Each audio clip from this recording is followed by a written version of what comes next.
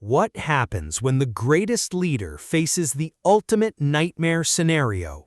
He must choose between the death of his entire crew or letting his own men be eaten alive by monsters. In fairy tales, heroes always find a beautiful way out. They can miraculously save everyone's lives using pure courage and divine intervention. But in the brutal reality of the Odyssey, Odysseus had to navigate a deadly strait flanked by two insurmountable catastrophes. On the left was Charybdis, a monstrous giant whirlpool.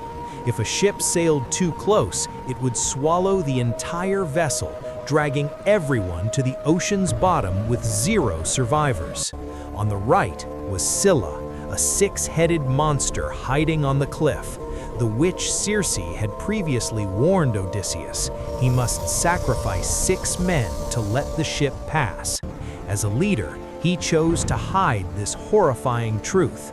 If the crew knew someone had to die, they would panic, drop their oars, and everyone would perish.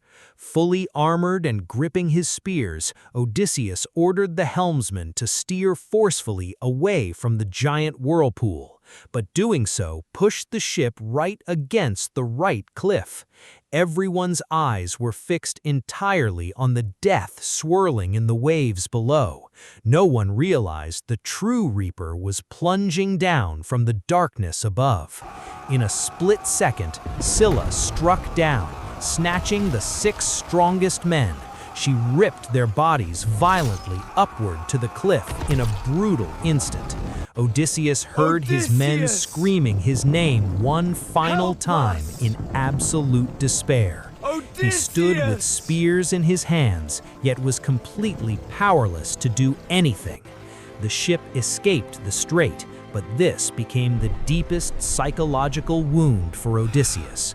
Sometimes leaders must bear the weight of sin to save the majority.